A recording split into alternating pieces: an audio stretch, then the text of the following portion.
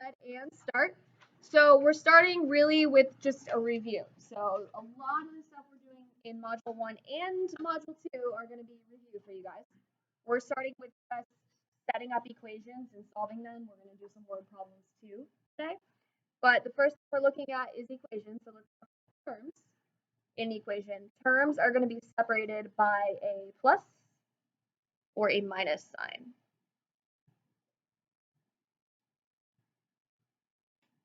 Okay, so you could have the longest problem that you can think of or expression that you can think of.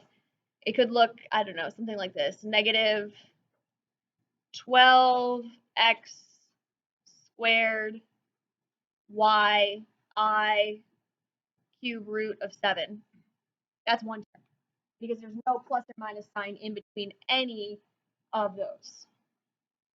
Okay, or you could just have something as simple as 3x, still one term. Okay, it's when you get a plus or a minus sign in between things, that's when you're going to have terms that are separated. So let's say maybe you have a 12x squared minus a 4I root 7. There's two terms there because of that minus sign, or a 3 plus an x. Okay, and three terms would be separated by plus and minus signs, so you could have a 3 plus x plus 2y, or you could have 3 cube root of 3 plus 2xi minus 4. Those are all different terms. Okay, so plus and minus signs are separating terms. We want to keep that in mind when we're solving equations. So for our first example here, we're solving an equation, it's a multi-step equation. So I have our steps here for us. Our goal here is to solve for y, which means we want to isolate the y on one side of the equation. So we're going to start with separating the equation at the equal sign. So you can draw the line there, or you don't have to if you don't want to. Then the first thing you'll do is you're going to distribute on either side. So here I'm going to distribute, I've got a 2y that's going to come down. Then I have my next term plus 4 times y minus 6. So I want to distribute that 4 to the parentheses. So 4 times y is going to give me 8. There we go. Plus 4y. Then I have a 4 times a negative 6 is going to be a minus 24. Then I'm going to go to the other side of my equation, bring down that 7y. Okay, then I have a minus sign and a 3y minus 10. So when I distribute, I want to make sure I'm looking at the signs in front. I have a minus sign in front of that 3, so I'm going to be distributing a negative 3 there. So I have a negative 3 times y minus 3y. Negative 3 times negative 10 will give me a positive 30. Okay, then step 3, we want to combine our like terms on either side. So on the left side, I have like terms of 2y plus 4y, which will give me a 6y minus 24. 6y and 24 cannot do that. They're not like terms. The 24 doesn't have a y. On this side, I've got 7y minus 3y. That's going to give me a 4y plus 30. Okay, then once steps 2 and 3 are complete, we want to solve the equation by isolating the variable using opposite operations. So that means when I'm moving one thing from one side of the equal side to the other, I'm going to do opposite. So opposite of add is going to be what? Subtract. Opposite of multiply is going to be divide. Opposite of squaring, square root. Okay, so if I'm moving any of those operations from one side to the other, I would do the opposite. So here, to isolate, let's say we take the 4y, we move it over here. It's a positive 4y, so I'm going to subtract from both sides. And I'm going to subtract from the like term. So that's going to be 6y minus 4y will give me a 2y. Bring down the minus 24. These 4 y's cancel out. That's why I moved it, so it would cancel. And then that's going to equal a positive 30. Okay, then I'm going to take that minus 24.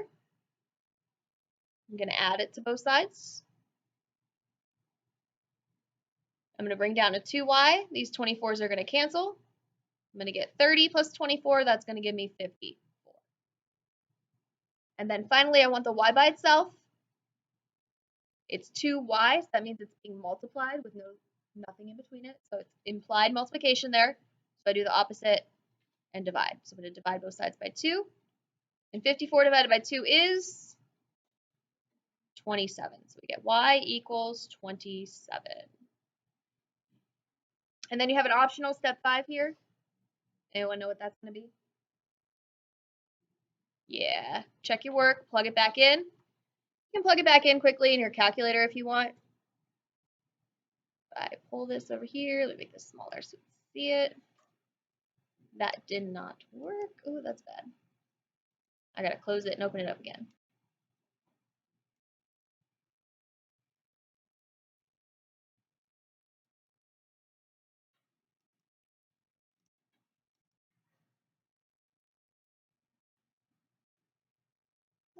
A little bit better. Not gonna quite work in the screen. Yeah, anyway, you want to check it back, close it back in, check it. My calculator is not working on the screen here. I think I can extend the screen though.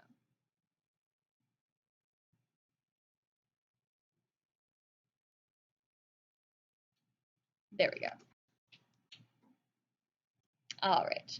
Okay, so you got 2 times 27 plus 4 parentheses 27 minus 6 close parentheses.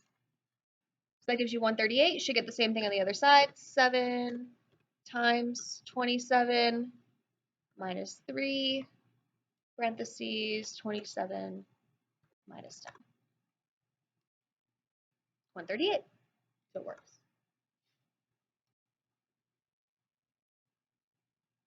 Okay, example 2, we're going to do the same thing following the steps. So we're going to separate at our equal sign. We want to distribute the 7, so it's going to be 7 times x, 7x.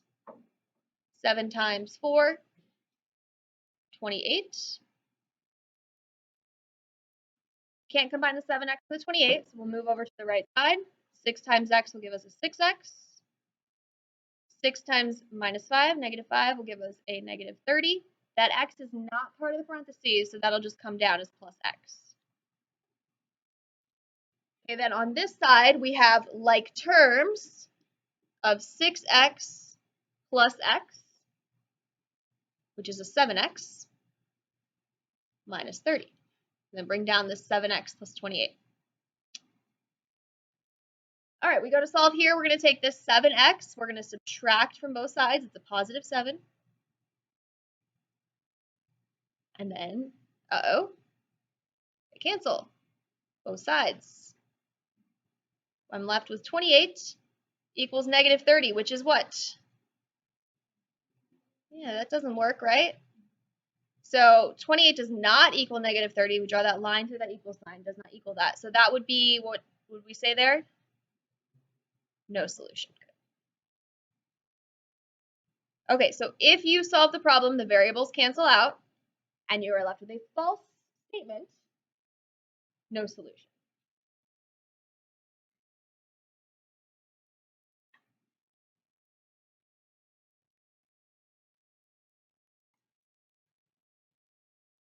All right, so example 3, let's take a look there. We're going to separate. At the equal sign, we've got some distribution. So we've got 5 times x is going to give us 5x. Then a 5 times a negative 8 will give us a negative 40. Bring down that plus x. On this side, I can go ahead and combine like terms. I have a 5x plus x. It's going to give me a 6x minus 40. Okay, now on the right side, I'm going to distribute the 6. So 6 times x is going to give me a 6x. 6 times negative 7 will give me a negative 42. That 2 is not in the parentheses, so that doesn't get distributed. It just comes down as plus 2. Then you have these like terms. Negative 42 plus 2. What's that going to give me? Yeah, negative 40. So then look, that's the same thing. So it's the same thing. You can go ahead and do this. Take the x's. They're going to eliminate. Now you're left with the statement that's true. What do we say the solution is when it's a true statement? Infinite solutions. The way that MyLab Math has you put it in is all real numbers. So infinitely many solutions, which when we get to inequalities is going to be the way we say it. For right now, all real numbers, which means anything that I plug in for x is going to work. If I plug a 1 in for x, I'll be left with a true statement. If I plug a 273 in for x, I'm going to be left with a true statement.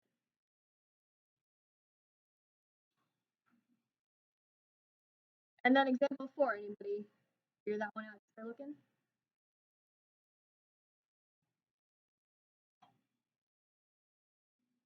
Yeah, no solution. We take that 3x, they're going to cancel on either side, and I'm left with 5 equals 0, which is not true. So that is a no solution. I do not know what just happened. There we go.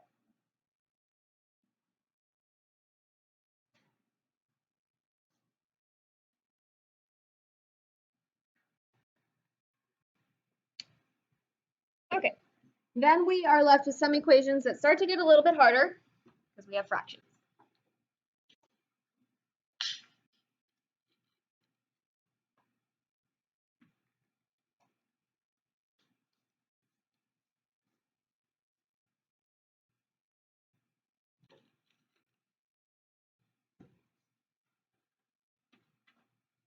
Okay, so here's our steps for an equation with a fraction. So first thing,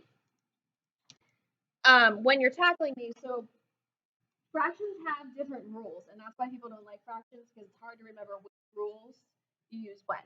When you're adding and subtracting a fraction, you need a common denominator. When you're solving an equation with a fraction that has adding and subtracting in it, you don't need a common denominator. You want to get rid of the fractions.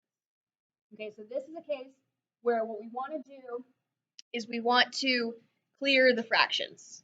Okay, so that's what we're doing here in step 2, is we are clearing fractions.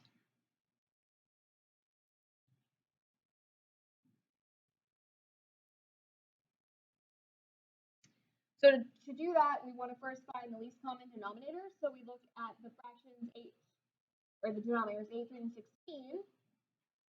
And I would do the smallest times the biggest to try and find that. So 3 times 16 is 48, which also happens to go into 8. So then that's going to be our LCD. So then what you're going to want to do is you're going to want to multiply each term by the LCD. So when you do this, it's just the top. When you're adding and subtracting, it's the top and the bottom. When you're doing this, it's just the top. So that's where some students get confused. So remember, there's an equal sign.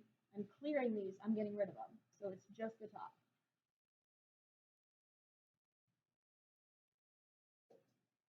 So what essentially this does is I go like this. 48 times x, 48x, and then there's an 8 on the bottom.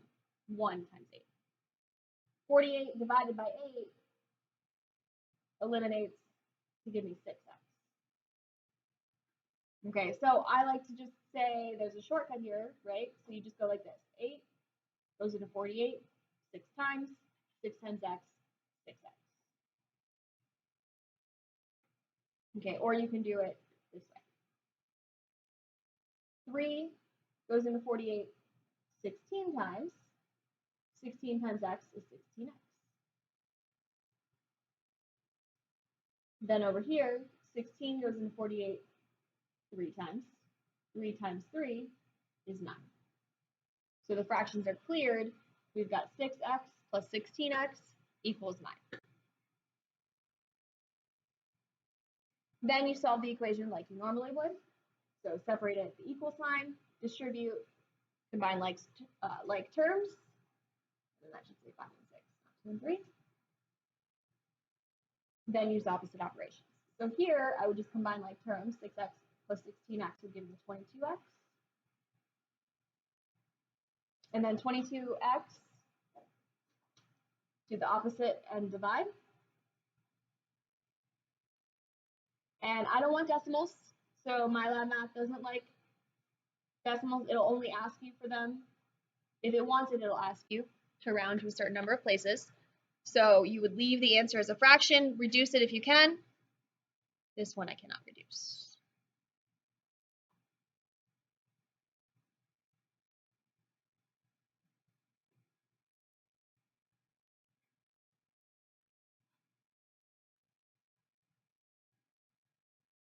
Okay, so let's do another example with a fraction. So the x and the 6 here in this example, they're just normal, like floating in the normal spot. I just put them there. You can put a 1 underneath them if you want, but they would just be whole numbers. What's the LCD here? 4, yeah. So we're going to multiply everything by 4.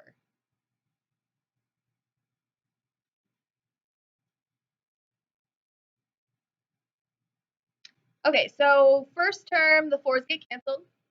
2x minus 7 comes down. Second term, there's nothing to cancel, it's just a 4x. And you have your equal sign. Here you have 2 goes into 4 2 times. So this is 2 times 2x plus 7. So you can put that like this because you have to multiply the whole thing. So you put in parentheses. And then 4 times 6 is 24. And then we want to solve. So on the left, I have a 2x plus a 4x. That's going to be a 6x minus 7. And then over here on the right, I want to distribute. So 2 times 2x will give me a 4x. 2 times 7, 14. Bring down the 24. And then I can add these together. 14 plus 24, 38. Bring down the 6x minus 7. Then we want to solve. So let's get all the x to one side. So I'll take this 4x and I will subtract 6x minus 4x will give me a 2x minus 7. These will cancel, equals 38. Then I'm going to take this minus 7, do the opposite, add it to both sides. They're going to cancel over here. I'm going to bring this up here. So this is 2x equals 38 plus 7 is going to give me 45. Divide by 2. Okay, again, don't need a decimal, don't want a mixed number either. I'm going to leave it as an improper fraction, 45 over 2.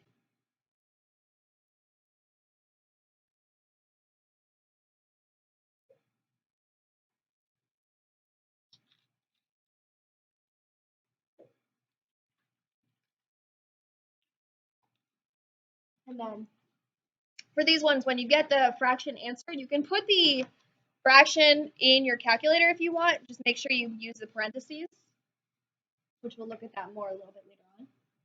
Or just get the decimal, and then what would that be? 22.5, and you can plug it in that way as well. Any questions so far? Cool. All right, we got some word problems in our first homework as well. So there's a couple different scenarios for the word problems. Some tips: read, reread, draw pictures, use a placeholder value to set up an equation, write an equation itself.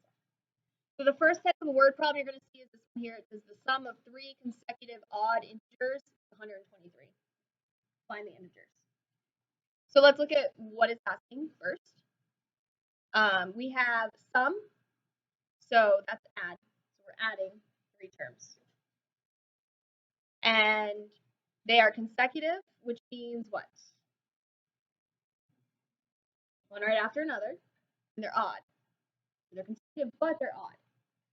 Okay, so that would be like 1, and then the next one would be 3, because that's on the next odd number, and then 5. So 1 plus 3 plus 5, and then we want that to equal our sum here. Okay, now we know it's not 1 plus 3 plus 5, because what is that, 9? We could just keep going in our calculator and do 3, 5, 7, and then 5, 7, 9. You do that until you get to it. Okay, but there is a way to set up an equation for this, and you want to use placeholder values.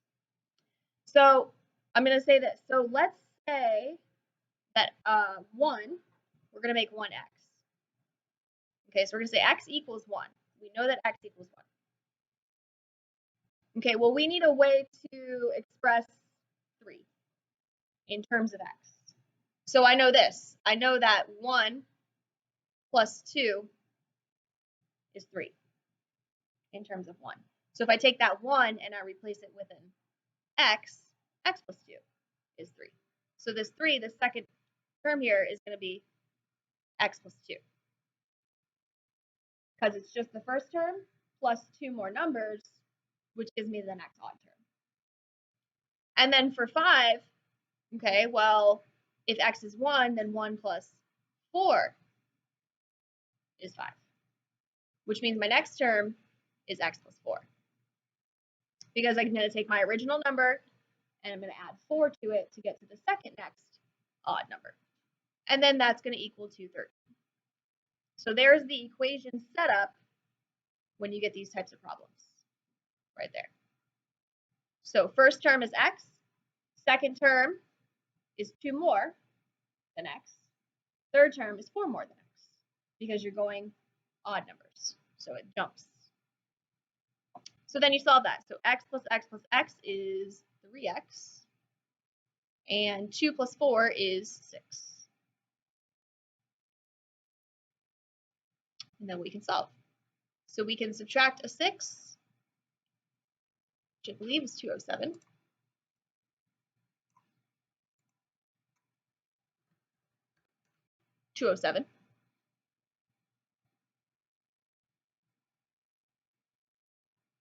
And then divide by 3.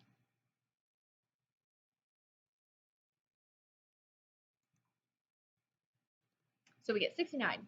So x is 69, which means my integers are going to be 69.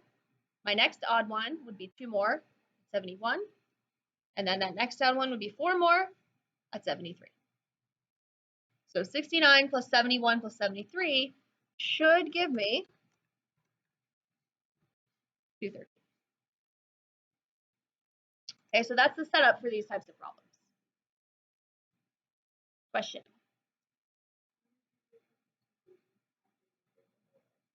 This here or the 3x? Okay, so I just did the like terms. So x, and x, so that's 3. And then 2 plus 4, 6. Okay, so would that change if it was 3 consecutive even integers? So like 2, 4, 6. No, it wouldn't, because it's still 2 more and then 4 more. So if it were even integers, it would not change. What if it was just consecutive though, like 1, 2, 3? Yeah, it would, because it would be 1 would be x, and then the next one would just be 2, so it would be 1 more, so it would be x plus 1, and then the next one would be 2 more, so x plus 2. So that would be 1, 1 plus 1, 2, 1 plus 2, 3.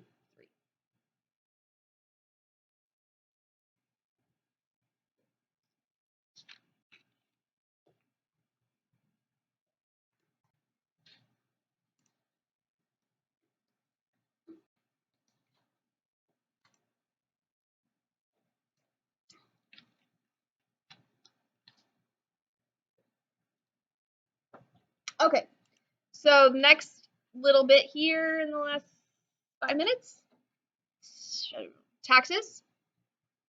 Okay, so if you spend $100, the tax rate is 8%. How do we express that? That's 100 times 0.08, so 8 as a decimal, which would give us $8. Now, if we spend X dollars and the tax rate is 8%, it would be X times 0.08. So we would write that as 0.08X. So then doing a problem with this, a new television set was recently purchased for the common room in a residence hall for $475.20, including taxes. If the tax rate is 8%, find the price of the television set before taxes. Okay, so I like to set this up with words, even though it is in words, but the problem itself, like this first. So I have the TV,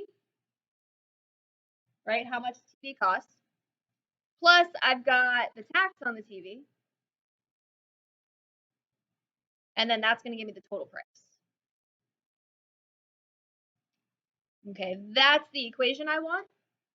So now let's fill in what we know. We know the total price is $475.20. We know the tax rate. We don't know how much a TV is. So let's say the TV is X. The tax on the TV is 0.08 times X. Now we have an equation to work with.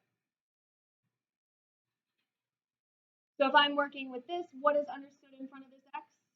A 1. So this would be 1 plus 0.08, 1.08 X equals 475.20. And then I would divide by 1.08. And that is going to give me the cost of the television.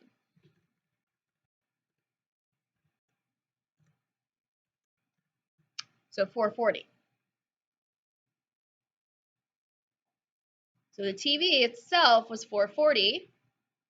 The tax on the TV, let's see, is $440 times 0.08, $35.20. Then I added those together, and that gave me that $475.20.